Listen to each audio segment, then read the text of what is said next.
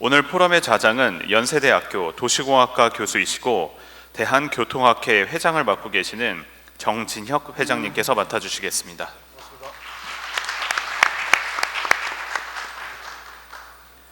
다음으로 토론자분들을 소개해드리겠습니다.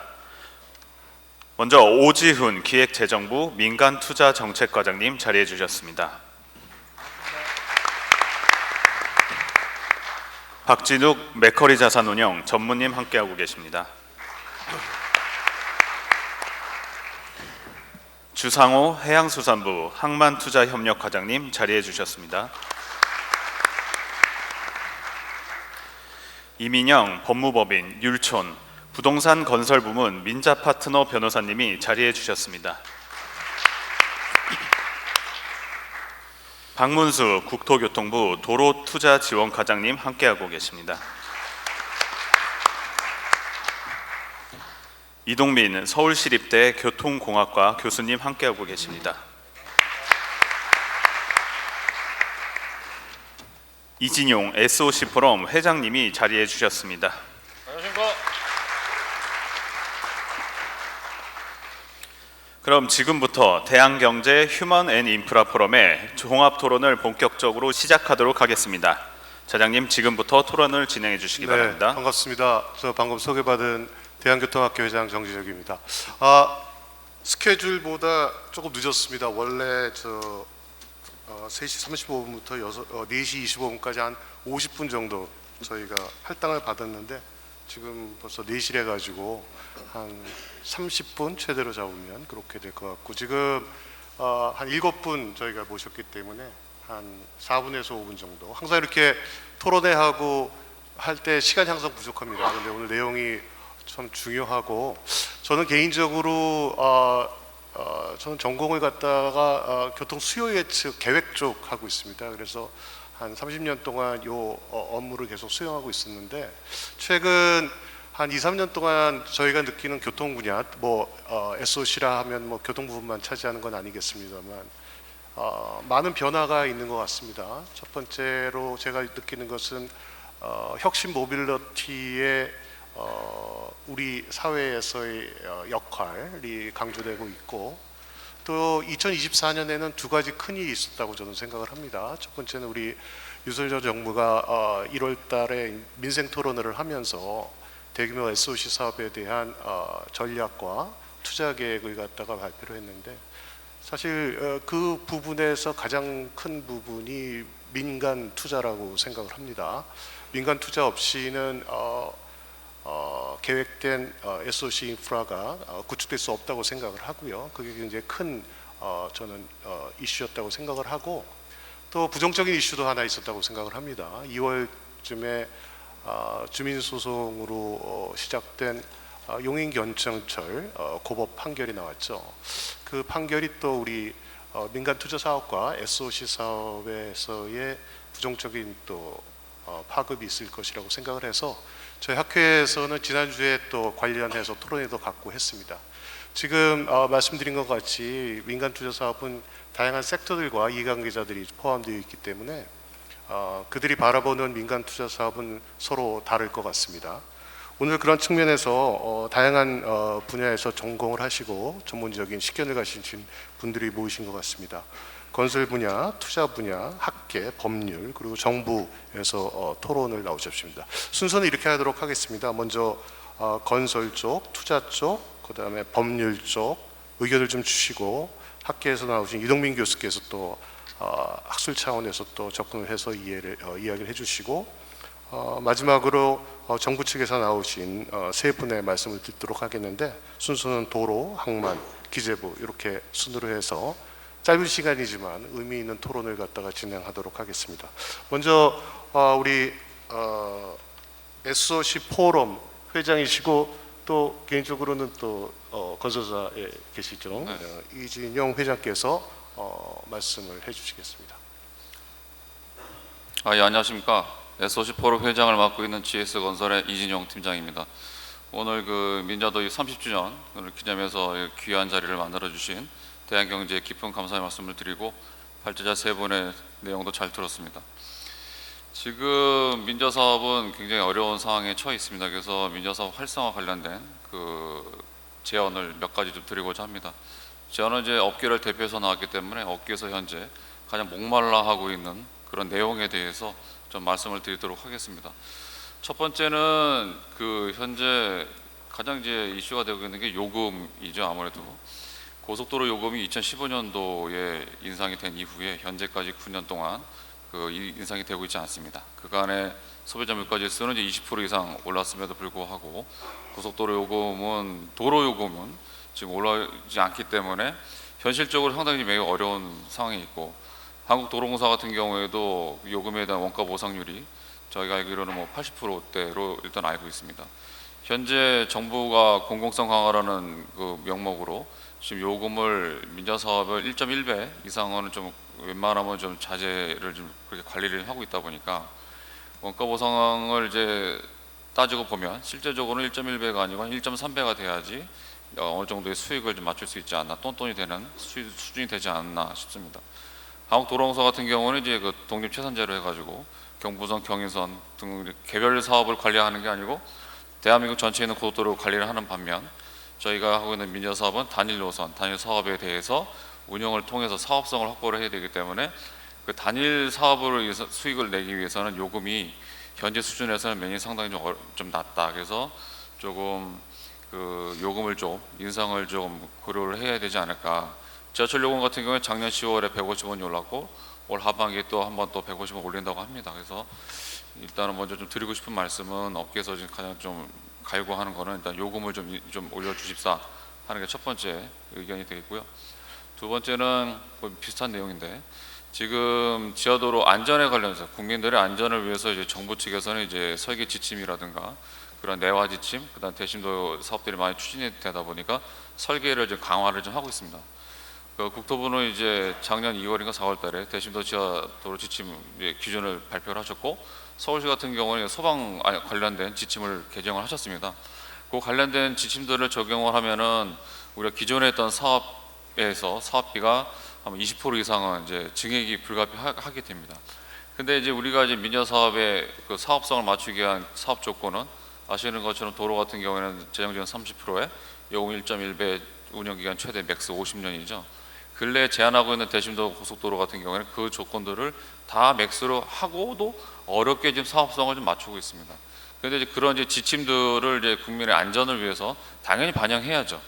그런 반영을 하기 위해서는 이제 사업비가 이제 올라가는 건 뭐 자명한 사실이다 보니까 그 민자 사업에 맞출 수 있는 사업 조건을 가지고는 사업성을 맞출 수가 없어서 좀 대심도 지하 고속도로라든가 그런 국민의 안전과 관련된 그런 진행되는 부분에 있어 그 관련된 사업들은 좀 요금 배수를 좀 상향을 하거나, 또는 지금 도로공사 같은 경우에는 국고 보조가 지금 40%로 하고 있는 걸로 알고 있습니다. 그래서 민자는 30%로 제한이 되어 있기 때문에 그 부분을 뭐 한 5%라도 재정지원 비율을 좀 상향해 주는 것도 하나의 방법이 되지 않을까, 그런 생각을 좀 한번 해봤고요. 세 번째로는 저희가 몇 년 동안 계속 그 주장을 해서 작년에 이제 기획재정부에서 좀 일부 기본계획을 좀 개정을 해주신 부분이 있습니다.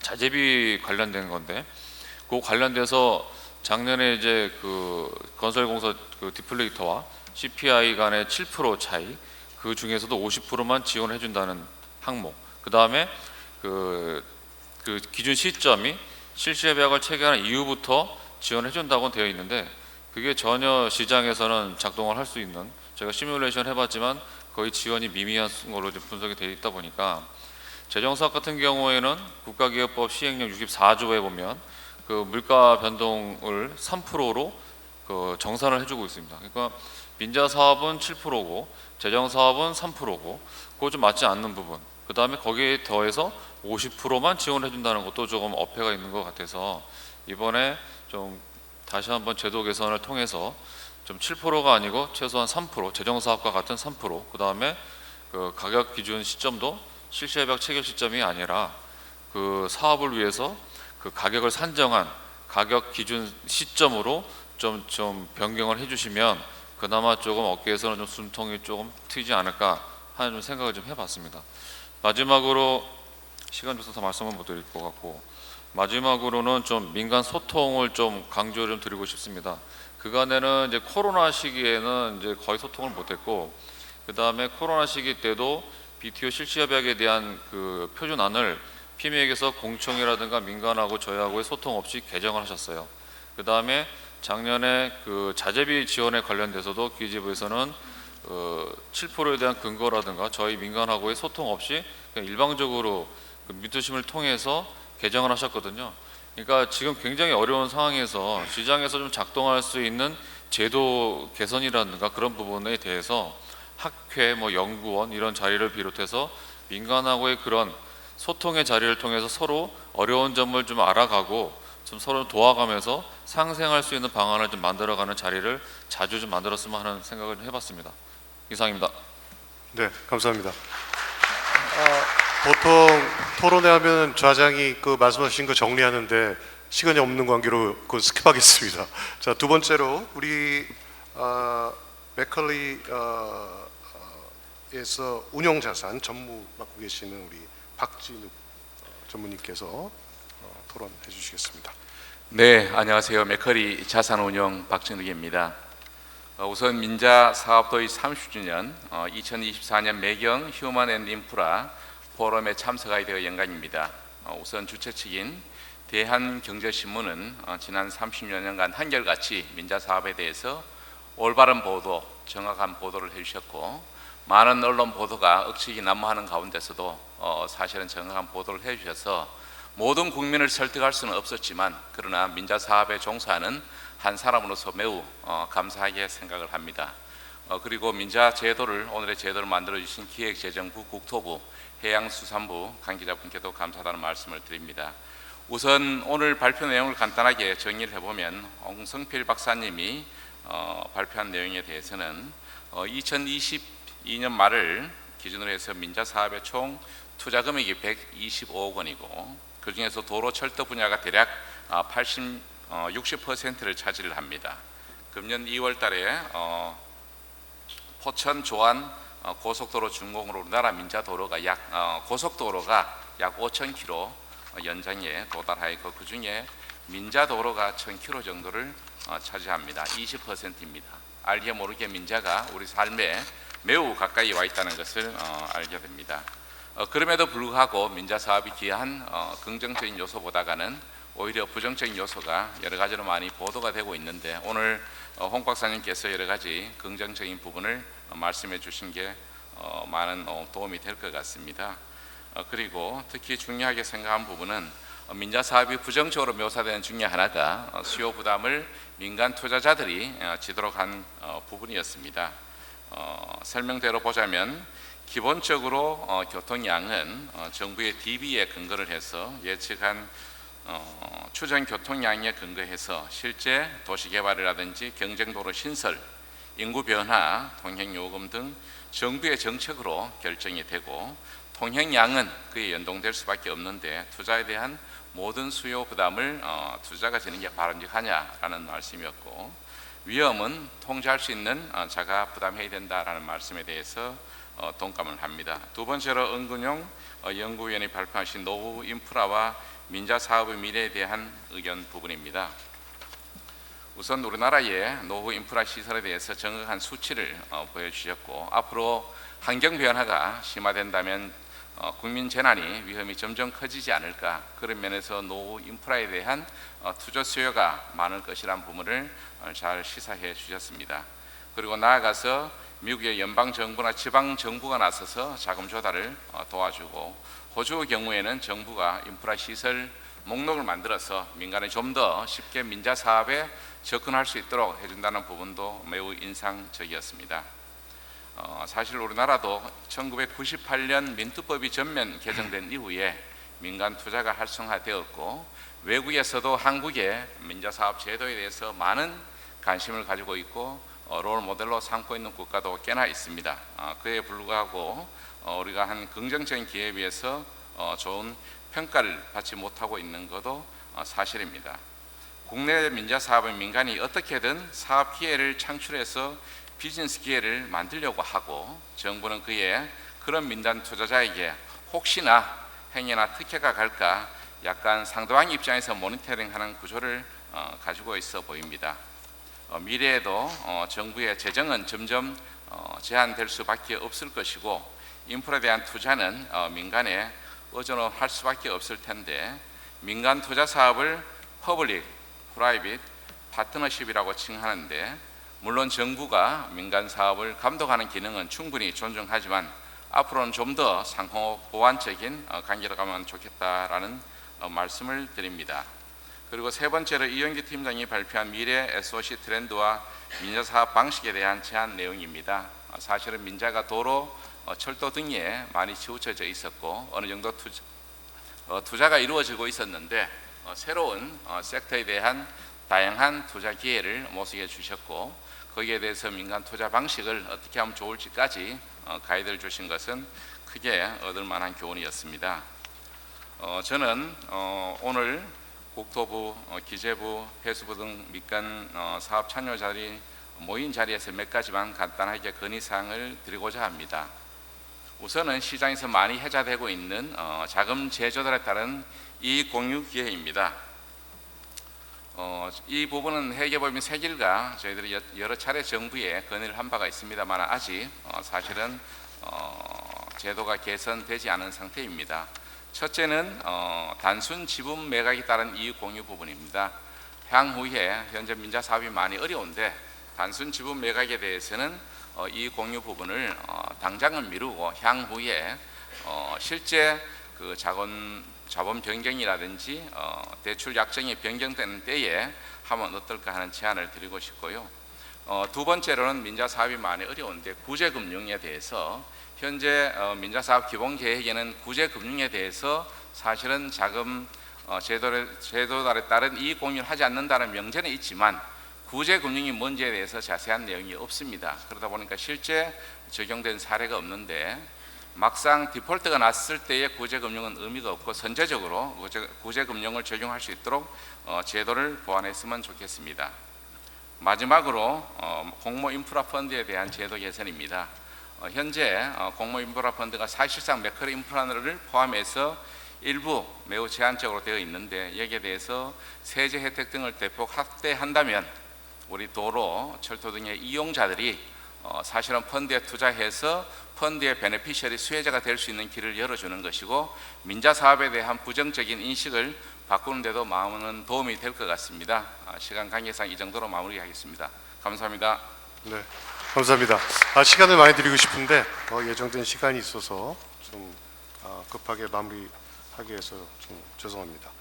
다음은 법무법인 율촌에서 나오셨습니다. 이민영 변호사님께서 아까 좀 전에 박 전무께서 뭐 제도 개선에 대해서도 여러 언급을 해주셨는데 그거 포함해서 의견 부탁드리겠습니다. 예, 안녕하십니까. 저는 법무법인 율촌의 부동산 건설 부문의 이민영 변호사라고 합니다. 먼저 민자도입 30주년을 기념하는 이 자리에 함께할 수 있어서 정말 영광으로 생각합니다. 발표자 세 분께서 제시하신 이슈들은 민간 투자 사업에 종사하시는 분들이면 누구나 널리 공감하실 내용으로 생각됩니다. 현 민자 사업의 문제점을 제시하고 앞으로 나아갈 방향에 대해서 제언해 주신 세 분의 발표자님들께 진심으로 감사드리며 이는 향후 민자 사업 발전에 큰 도움이 될 것이라고 생각합니다. 앞서 발표자님들께서 말씀하셨듯이 지난 30년간 민간 투자 사업은 눈부신 성과를 보여주었습니다. 그럼에도 불구하고 일반 국민들은 여전히 민간 투자 사업에 대해서 부정적인 인식을 하는 경향이 강하고 또 걱정스러운 눈빛으로 바라보기도 합니다. 그러나 이러한 사실 왜곡과 부정적인 인식에도 불구하고 지난 30년 동안 민자 사업이 정부 지자체의 재정을 절감하고 적게 사회 기반 시설을 구축하고 이로써 국민 서비스의 수준을 향상시키고 경제 발전에 이바지하였다는 점은 그 누구도 부정할 수 없는 사실일 것입니다. 변화하는 환경으로 인해 다양한 인프라에 대한 수요가 증가하고 있고 국민들의 인프라 서비스에 대한 기대 수준이 점점 높아지고 있음에도 불구하고 국가 재정은 일정한 한계가 있을 수밖에 없는 현 상황에서 민간 투자 사업에 대한 요청은 더욱더 커질 수밖에 없습니다. 이에 실무를 하면서 법률적 관점에서 지속 가능한 민자 사업 미래를 위한 방안에 관해서 말씀드리고자 합니다. 첫 번째는 새로운 산업 유형별 표준 실시 협약안의 마련의 필요성입니다. 지난 2022년 민간투자법 개정으로 포괄주의로 추진 방식이 전환되었습니다. 그럼에도 불구하고 새로운 추진 방식은 잘 이루어지지 못하고 있는 실정입니다. 제가 민간투자 사업 실무를 하면서 만나는 가장 큰 어려움 중 하나는 기존 유사 사례가 존재하는가라는 점입니다. 기존 사례가 있으면 주무관청이나 관계기관에서는 결정에 상대적으로 부담을 덜 느끼십니다. 하지만 기존 사례가 없는 경우에는 이에 대해 책임을 전적으로 부담해야 되는 그런 부담감을 느끼실 수밖에 없습니다. 이러한 이유로 새로운 유형의 민간투자 사업 추진이 큰 걸림돌이 되고 있습니다. 따라서 피맥에서 선제적으로 새로운 사업의 유형별 표준 실시 협약안을 마련해 주실 것을 강력히 요청드립니다. 두 번째는 기존 표준 실시 협약 개정의 필요성입니다. 지난 2020년 7월 BTO, BTL 표준 실시 협약안이 개정되었습니다. 이는 코로나19로 인해서 사회적 거리두기가 시행되던 시점이고 이제 코로나가 종식이 되었고 그 이후 자재비 급등, 고이율로 인해 사업 환경의 종전과는 완전히 달라졌습니다. 이러한 상황을 반영한 새로운 BTO 표준 실시 협약안이 마련될 필요가 있다고 생각합니다. 고이율 금융시장 환경임에도 불구하고 현재 추진되는 민간투자 사업의 사업 수익률은 매우 낮습니다. 국고채 금리보다도 더 낮은 수익성에 이미 보험사 등은 민자 사업에 등을 돌리는 심각한 상황임에도 불구하고 여전히 표준 실시 협약안에서는 수요 위험을 사업 시행자가 부담하는 것으로 정하고 있습니다. 이것이 과연 합리적인 위험 부담인지에 관해서는 반성적인 고찰과 고민이 필요하다고 생각합니다. 세 번째로는 아까 이진용 회장님께서 말씀하셨듯이 민간투자사업 기본계획 제10조의 2 공사비 등 현저한 변동과 관련된 조항입니다. 자재비 부담으로 민간투자사업이 지연되는 것을 막기 위해서 마련된 조항이지만 적용되는 시점이 실시협약 체결 시점부터 준공 시점까지로 한정되어 있다는 점에서 그리고 또한 그 조정 기준이 7% 이상이 날 경우에만 가능하다는 점에서 끝으로 부담 비율이 사실상 불가항력 사용에도 불구하고 50%로 한정되어 있다는 점에서 과연 실효성이 있는 것인지는 큰 의문이 있습니다. 따라서 각 문제점들을 보완한 근본적인 지원책이 필요하다고 생각하고 특히 BTO 사업에 있어서도 BTL 방식과 마찬가지로 물가 상승분 산정 시 건설 단계에서 건설 투자 부문 GDP 디플레이터 변동률을 조속히 마련해야 된다고 생각합니다. 네 번째는 도덕적 해이가 수반되지 않는 경우에까지 해지시 지급금을 지급할 수 없는 것이 과연 타당한 것입니다. 대법원은 최근 전원합의체 판결을 통해서 특정 실시협약의 경우 쌍방 미이행 상무계약에 해당하지 않는다고 하여 사업 시행자의 그 파산 관세인이 해지권을 행사할 수 없다고 판단한 바 있습니다. 이 판단 근거 중 하나로 해지를 인정하는 경우 사업 시행자가 운영 위험에 무관심해지고 운영 부진 시 파산 절차라는 제도를 이용을 해서 국가로부터 일시의 비용을 회수할 우려가 있고 이는 민간투자 사업 전반에 대한 도덕적 해이를 유발할 수 있다는 점이 제시되었는데요. 도덕적 해이에 대한 규제의 필요성은 충분히 공감합니다. 그러나 사업 시행자가 최선을 다해서 운영을 하였음에도 불구하고 파산에 이르게 된 경우로서 도덕적 해이가 유발 내지 수반되지 않는 경우에면 구제의 필요성은 여전히 존재한다고 생각합니다. 따라서 일률적으로 결정할 것이 아니라 도덕적 해이의 유발 내지 수반 여부에 따라서 해지권 행사 가부가 결정될 필요가 있겠습니다. 또한 도덕적 해이가 수반되지 않은 경우로서 해지가 아닌 사업 유지를 할 필요가 있다고 주문관청께서 생각하시는 경우라면 정부 보조금 지급 규정을 보다 확대 해석하여 이를 유연하게 대처할 필요가 있다고 생각합니다. 끝으로 사업 운영의 무책임한 방지 상태를 구제하기 위한 방안도 필요하다는 점입니다. 만약 이와 같이 사업 시행자의 파산 관세인이 주무관청에 대해서 해지를 주장할 수 없는 상황이 발생하면 파산 관세인이 할 수 있는 것은 주무관청의 해지를 기다리거나 아니면 대체 사업자를 선정해서 사업을 엑시트하는 방향을 고려할 수 있습니다. 그런데 사업 시행 조건이 변경되지 않는 상황에서는 사실상 대체 사업자를 구하는 것이 매우 어렵습니다.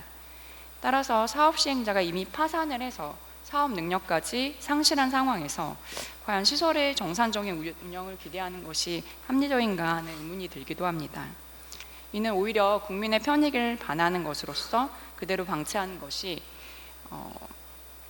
더 문제가 될 수 있습니다. 따라서 이러한 상황을 방지하기 위해서 경우에 따라서는 사업 시행자의 파산을 실시 협약의 해지 사유로 간주하는 규정을 마련하되, 다만 이때에 지급되는 해지시 지급금의 규모를 일반적인 사업 시행자 기책 사유로 인한 해지시 지급금보다 감액하는 방안도 고려해 볼 수 있다고 생각됩니다.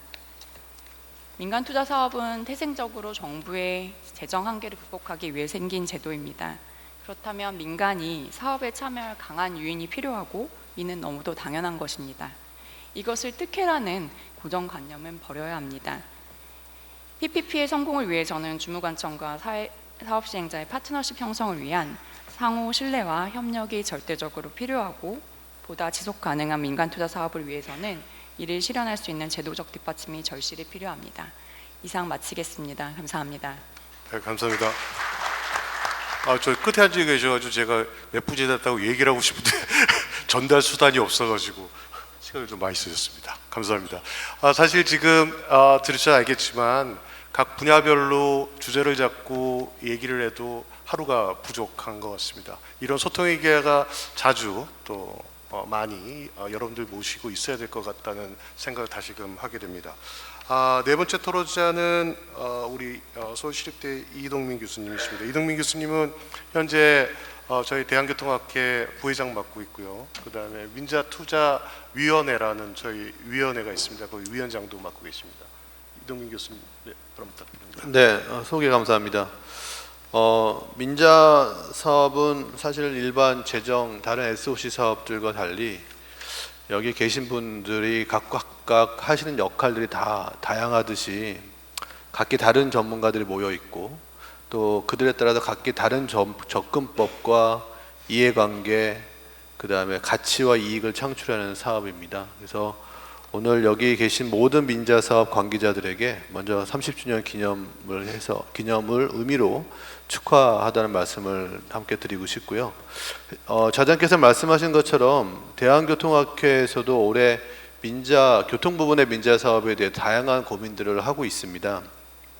소개해 주신 것처럼 민자제도 특별위원회를 만드셨고, 그 위원회를 저와 아까 주제 발표해 주신 홍 소장님과 같이 이제 공동위원장을 맡고 있고요. 아까 우리 이진용 SOC 회장님께서 제안했던 것처럼 우리 학회 안에서 이 교통 부분에 좀 집중을 하겠지만 민자 사업에 대한 많은 의견들을 관산, 학연, 전문가들이 함께 토론하고, 그걸 통해서 제도를 개선하고, 오늘 많은 플랜카드들이 붙어 있는 것처럼 민자 사업을 좀 더 활성화시키려고 한 노력을 대한교통학회가 올해부터 계속적으로 해 나갈 예정입니다. 그 일환으로 6월 13일 그 강남 세택 그 행사장에서 제가 민자사업, 교통 민자사업 30주년 기념 학술대회를 엽니다. 그 학술대회를 통해서 저희 교통 부분에서 어떻게 이 민자사업을 바라보고 있는지를 저희들이 좀 자세한 학계에서의 입장을 같이 토론할 예정이니까 여기 계신 분들도 6월 13일 2시에 함께 해주시면 더 많은 이야기들을 전문가들이 할 수 있을 것 같습니다. 제가 오늘 사실은 이 토론 내용을 총론과 강론으로 좀 여러 가지 이야기를 준비했습니다만 시간이 제한된 관계로 총론 위주로만 말씀을 드리고, 제가 하고 싶은 많은 이야기는 6월 13일 날 교통학회 행사장에서 할 테니 거기서 제가 하고 싶은 말을 같이 들어주시면 좋을 것 같습니다. 민자 사업이라고 하는 건 궁극적으로 국가의 재정 부담을 완화시키려고 하는 것도 있지만, 사실 민간의 창의적 유연한 시스템을 SOC 투자에 적용하려고 하는 것이 더 큰 목적이고, 그런데 최근에는 많이 민자 사업을 하는 관계자들을 약간의 지나치게 표현한다면 장사 속을 채우기 위한 이런 부정적인 시각을 바라보고 있지만, 사실은 기본적인 관점은 공공의 목적을 위해서 민간의 역할을 늘리는, 민간의 참여를 도모하는 제도로 바라보는 것이 저는 기본적인 관점이라고 생각하고, 그 기본적인 관점에서 시작하면 많은 어려움들을 좀 지적하고 있는 부정적인 그 의견들을 해결할 수 있을 것으로 생각이 됩니다. 저기 뒤에 민자 사업은 또 다른 복지입니다라고 써놓으셨지만, 저는 저거 표현보다는 SOC 사업은, SOC는 우리나라의 복지고요, 보편적인 복지고, 그러한 복지를 보다 효율적으로 구축하고 대국민 서비스를 제공할 수 있는 방법은 민자사업입니다라는 표현이 정확하지 않을까 싶어서 그러한 기본적인 가치관에서 민자사업을 바라보는 것이 맞겠다 생각합니다. 우리 민자투자제도가 30년 오면서 많은 성과들이 있었죠. 제도의 완성도도 높아졌고요. 그에 따른 SOC도 많이 구축을 했고 그에 따라서 대국민이 많은 서비스를 받고 있습니다. 하지만 사실은 개선의 필요성은 여전히 남아 있고 그 내용을 하나하나 설명하기에는 제가 시간이 좀 제한이 돼서 그 내용들은 첫 번째 주제 발표였던 홍설필 소장님께서 많은 이야기를 해주셨기 때문에 그 안에 담겨 있다라고 대신해서 가름을 하도록 하겠고요. 교통 측면은 사실은 여러 가지 민자 사업이 공헌한 벽도 있지만 제한된 사업들도 있습니다. 그거에 조금만 더 말씀을 드리고 싶은데요.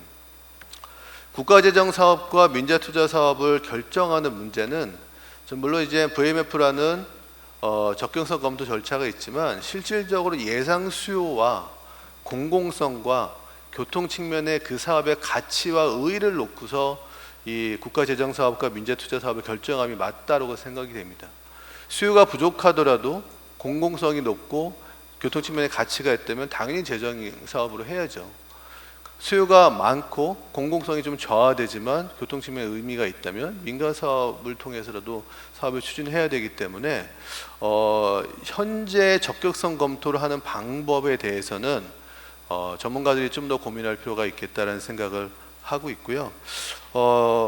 사실은 공공성은 정부가 공공성이라 하면 국민의 이동에 대한 기본권을 제공해 주는 목적이나 지역 간 연결에 따른 경제를 기여하는 등등의 목적은 국가가 주도적으로 참여하는 것이 맞겠다 생각을 합니다. 그것들이 민간 사업으로 전환돼서 사업이 되는 건 저는 적당한 방법이지 않다고 생각을 하고요. 사업비 문제도 아까 우리 발표 중에도 공사비 현실화에 대한 지적들이 있었는데 공사비 산정에 대해서 너무 하나의 그 과거의 자료를 가지고 만들어진 이 숫자를 유연하지 못한 방식으로 민자 사업에까지 도입하는 건 사실상 한 번 더 생각해 볼 필요가 있습니다. 왜냐하면 민자는 기본적으로 시장 경제 논리를 통해서 만들어진 방식이기 때문에 너무 보수적이고 획일화되고 변화성이 없는 방식은 좀 더 유연하게 바꿔야 된다라고 생각을 하고요. 시간이 많지 않은 것 같아서 한 말씀만 더 드리고 이제 마무리를 하겠습니다. 재정 사업보다 고위험의 사업을 민간 사업으로 추진하는 것은 저는 사실상 대국민 서비스를 저하시킬 수밖에 없다라고 생각하는데 어차피 민간 회사는 민재 사업을 통해서 적자를 만들면 안 되고 크건 작건 수익을 창출할 수밖에 없습니다. 그러려면 일반적으로 국민이 억셉터블한 수준의 이하의 위험성을 저하시키고 사업비를 절감시키는 방법으로 사업을 할 수밖에 없죠. 도로인 경우에 또 IC의 구조나 여러 가지 교통 시설에 의해서 위험성을 안전성을 저하될 수밖에 없는 방식으로 사업을 추진할 수밖에 없게 되는데 그러면 결국은 대국민 서비스가 줄어들고 삶의 질을 높일 수 있는 민자 사업의 궁극적인 목적을 달성할 수 없을 거라고 생각이 돼서 그 위험성의 고위험 사업을 민간 사업으로 추진하는 방법은 함께 같이 좀 고민을 해봐야 될 것이라고 생각이 됩니다. 좌장님께 자꾸 쳐다보셔가지고 제가 말을 여기까지 해야 될 것 같아요. 제가 하고 싶은 더 많은 얘기는 6월 13일 하겠습니다. 함께 참석해 주시면 감사하겠습니다. 네, 감사합니다. 이 변호사님한테 시간 많이 쓴다는데 더 멋있었습니다 지금. 지금까지 우리 네 분 토론자 의견 들으셨고요. 사실 오늘 발표한 내용을 보게 되면 여러 가지 교집합되는 부분이 있는데 그 중에 하나가 정부 주도라는 것 같습니다.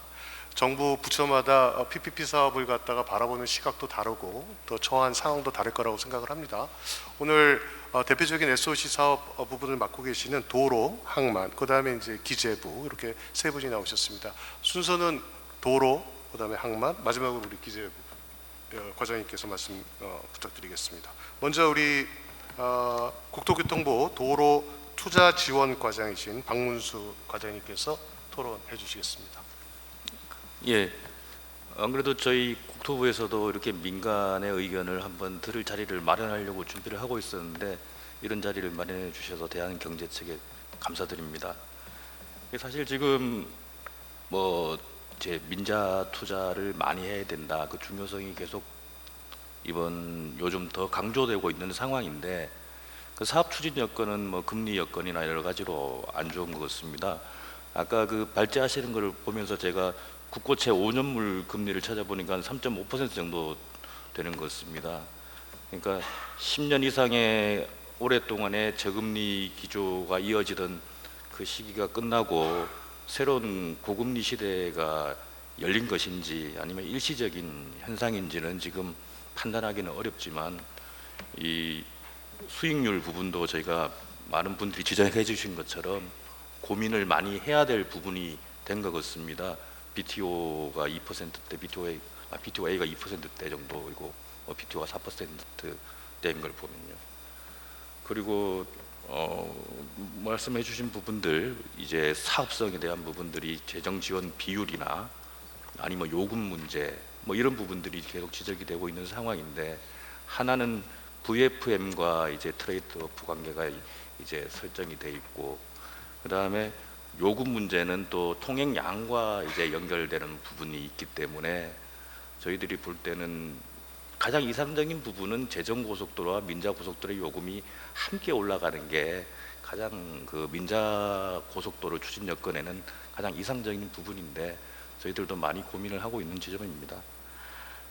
그리고 제가 이제 작년 11월 30일에 도로투자 지원과장으로 와서 그나마 제가 좀 관심을 가지고 노력해 봐야겠다 하는 부분들이, 첫 번째로는 계량 운영형 사업을 좀 활성화를 해야겠다.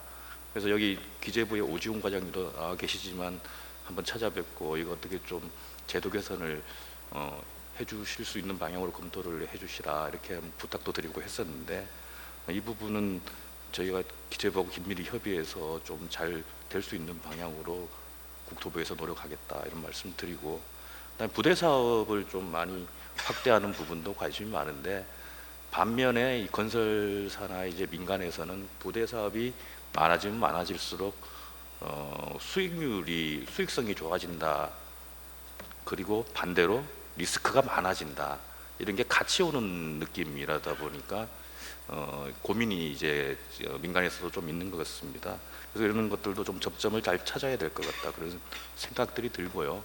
저희 국토부 차원에서는 어떤 협상이 아주 오래 걸리는 그런 이제 사업들이 계속 많아지고 있는데, 그 협상 가이드라인 같은 걸 좀 만들어서 협상 기간 좀 단축할 수 있도록 그렇게 노력을 하고, 그리고 절차도 중간중간에 여러 가지 절차들을 병행해서 할 수 있는 부분이 있으면 좀 병행해서 하는 걸로 해서 한 6개월, 1년 정도 단축할 수 있도록 절차를 그렇게 해서 좀 민자사업에 도움이 되도록 좀 노력을 하도록 하겠습니다.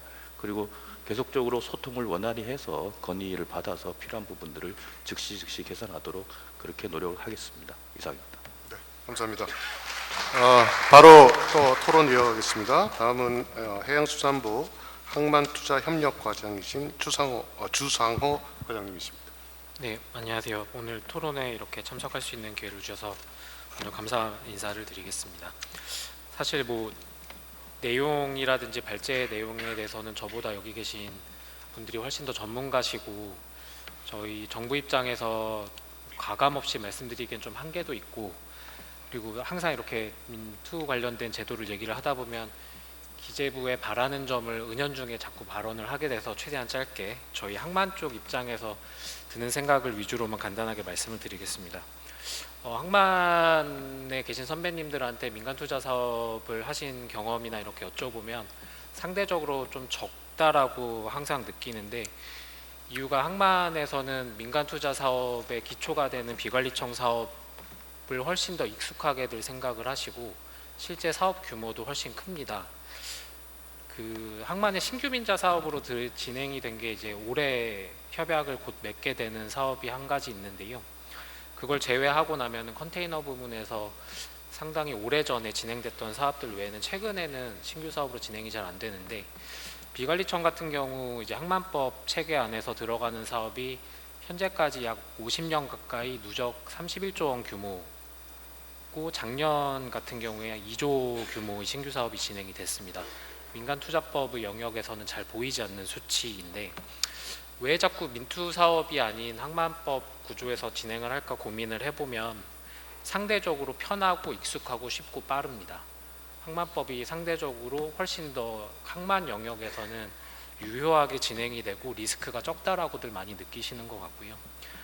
그러다 보니까 이제 오늘 발제자분들이 말씀해 주셨던 지금 현재 진행 사업의 문제라든지 노후 인프라의 개선 문제, 그리고 미래 이슈인 기후변화나 스마트 항만에 대비한 신규 사업 투자는 상대적으로 신규 사업을 발주하기 좀 어렵다라고 느끼게 되는데, 주체 문제에서는 정부와 민간, 그 다음에 PA라는 항만공사가 항만 영역에서 계속해서 진행을 하고 있고, 시장 여건을 보면 항만은 운영 사업에 있어서 국내뿐만이 아니라 해외 시장을 굉장히 많이 영향을 받는 구조에 있습니다. 특히 수요뿐만 아니라 가격 결정력도 없다라고 보이는 측면이 있고요. 그러다 보니까 민간에서는 민간투자법의 영역에서 사전 수익률을 검토를 받고 절차가 복잡한 사업보다는 항만법에 따라서 리스크를 줄이는 방향으로 많이 가시게 되는 것 같은데, 정부 입장에서는 미래 인프라 개선이라든지 대비한다는 측면에서 항만법으로만 진행되는 게 별로 바람직하다라고 보이지는 않습니다. 그래서 크게 두 가지 측면에서 미래 사업을 대비하는 측면에서 저희 부처의 숙제이자 민투법을 담당하는 과의 숙제이면서 개선 방향이 됐으면 하는 것이, 항만의 특성상 지역에서 벌어지고 있는 그 경제적인 가치에 대한 베너핏 코스트 분석이 미래 가치에 대한 반영이 좀 약하지 않나라는 고민을 많이 합니다. 지역 균형 측면에서도 그렇고 미래 대비 차원에서도 그렇고요. 그 부분에 대해서 적격성 조사라든지 허들을 넘을 수 있는 그런 방향을 많이 고민을 해야겠다라고 말씀을 드리고, 과거 사업 측면에서는 과거 항만법이나 현재 지금 항만 운영에 관계된 여러 가지 법률상 화종을 정리를 하고 있는 것들이 좀 현행화가 늦습니다. 화종이나 그 화태는 굉장히 빠르게 변화하고 있고, 그런 것에 비해서 이제 과거 민자 협약으로 이루어진 부두가 처리할 수 있는 그런 협약서상 한계가 좀 명확하기 때문에 그걸 이제 사업 전환이라든지 피보팅을 하는데 상대적으로 협약의 해석을 조금 자유롭게 갈 수 있는 방향으로 고민을 해야 되지 않을까 생각을 합니다.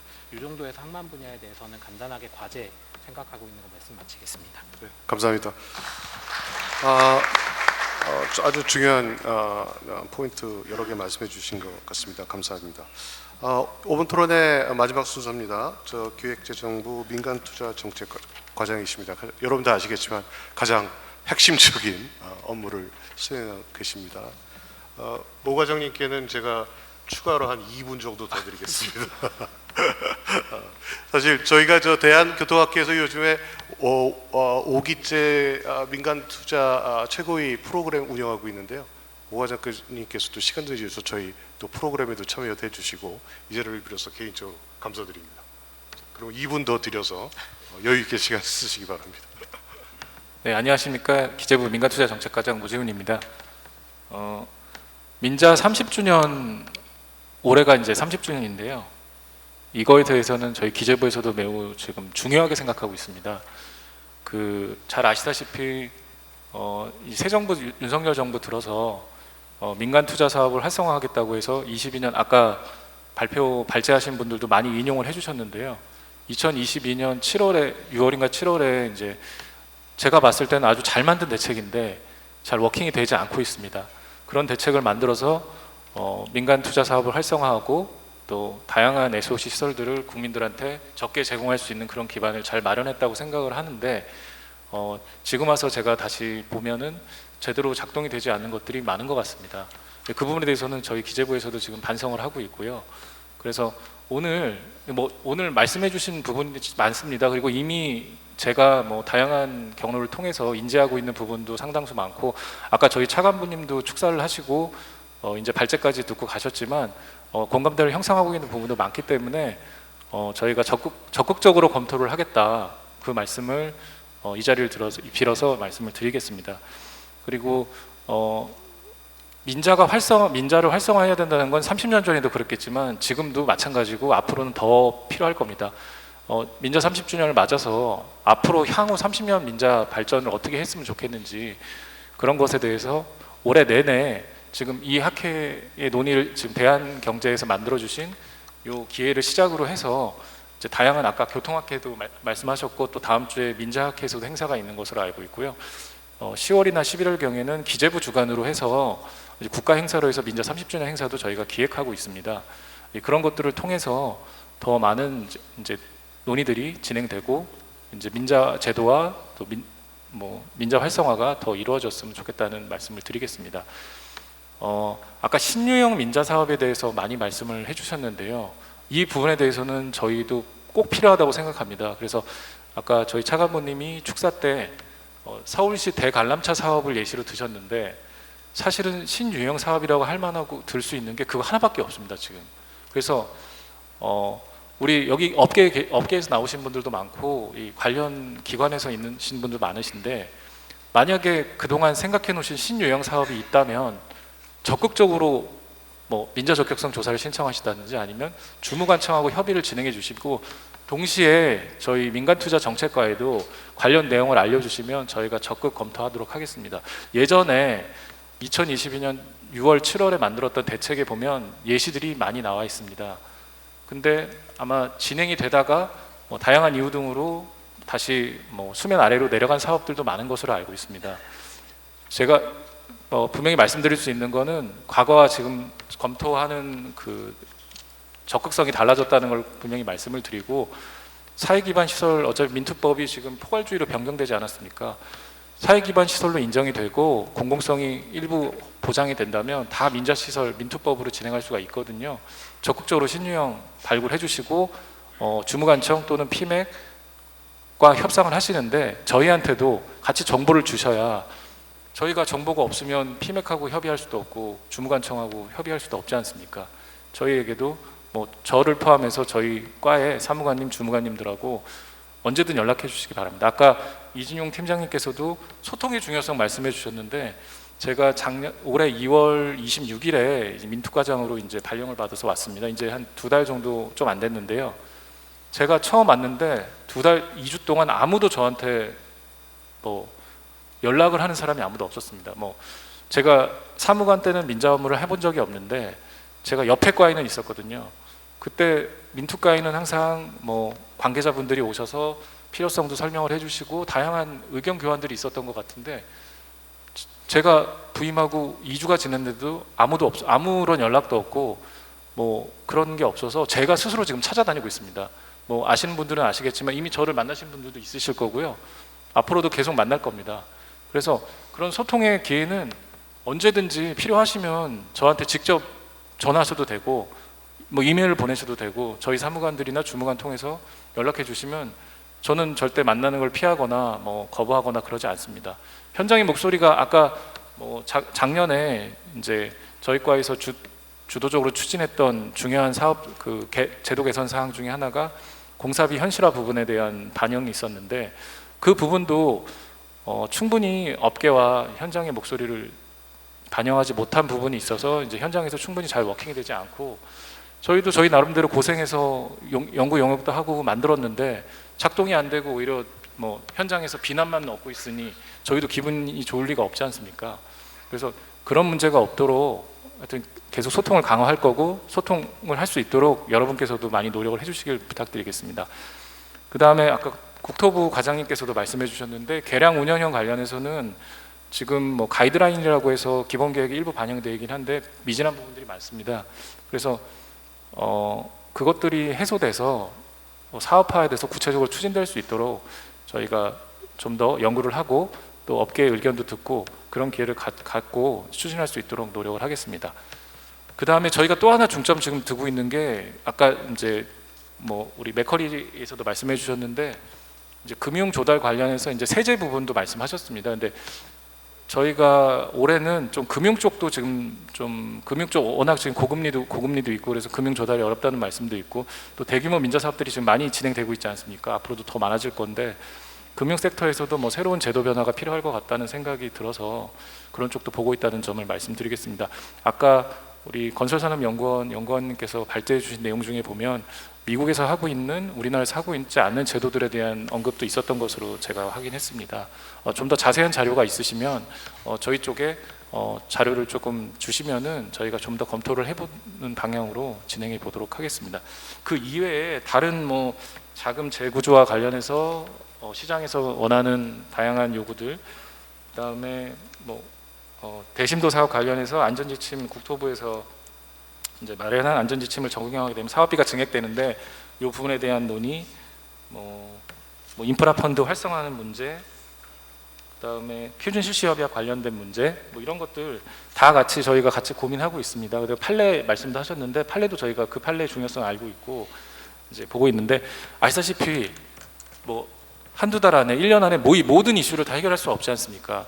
그래서 중요한 거는 지금 당장 할 수 있는 것부터 우리 차근차근 시작해봤으면 좋겠다는 말씀이고요. 그 첫 번째가 저는 여러분들이 이미 아마 발굴이 돼서 많이 가지고 있으실 수 있는 신유형 사업들 좀 꺼내서 저희나 주무관청 또는 피맥에 다시 협의를 시작해 주시는 게 첫 번째라고 생각합니다. 나머지 것들 제도 개선이 필요하거나 법 개정이 필요한 사항들도 있는데 그런 것들은 저희가 최대한 빨리 진행해서 민자사업이 활성화돼서 정말 우리 대한경제에서 지금 모토로 했듯이 민자사업이 복지고 일자리고 국민의 삶의 질표를 높이는 이런 미래지향적 민자사업이 될 수 있도록 저희가 같이 고민해 나가도록 하겠습니다. 이런 자리를 다시 만들어주신 대한경제 우리 사장님하고 관계자분들께 감사드리고요. 예, 앞으로도 이런 자리 있으시면 언제든 불러주시기 바랍니다. 예, 감사합니다. 감사합니다. 아까 차관보께서도 말씀하시고 또 우리 과장님도 말씀하시고 적극적으로 검토도 해주시고 또 마음을 열고 또 우리 PPP 사업의 발전을 위해서 또 노력해 주신다니까 저희도 같이 함께 노력하도록 하겠습니다. 시간이 많이 흘렀습니다. 근데 또 아쉬움도 있고 해서 한 분 정도 플로어에서 의견 듣고 또는 질의하셔도 좋고요. 하고 마무리하도록 하겠습니다. 혹시 플로어에서 얘기하실 분 계신지요? 눈치들이 다 있으셔서 시간이 많이 지나서 발언을 안 하시네요. 좋습니다. 그러면 오늘 저희가 3건의 발제와 또 7분의 토론을 들었습니다. 사실 오늘 얘기를 들으면 주제어를 한 3개로 꼽자면은 첫 번째는 제가 생각할 때는 정부 주도, 그다음에 수익률을 보장할 수 있도록 리스크를 갖다가 나누자, 그다음에 세 번째 다양한 SOC 사업을 발굴해서 여기 얘기한 것처럼 국민의 삶과 행복권을 갖다가 보장하자, 뭐 이런 것 같습니다. 이것을 위해서 여러 섹터에서 같이 소통하는 장이 만들어지고 의견이 개진되는 것이 무척이나 중요한 것 같습니다. 여러분 많이 같이 노력해 주시고 PPP 발전을 위해서 같이 동참하시죠. 감사합니다. 네, 지금까지 토론을 진행해 주신 자장님, 토론자분들, 발표자분들께 다시 한번 감사 말씀드리겠습니다. 이것으로 민자사업 도입 30주년을 맞아 개최된 2024년 제1회 대한경제 휴먼 앤 인프라 포럼을 모두 마치겠습니다.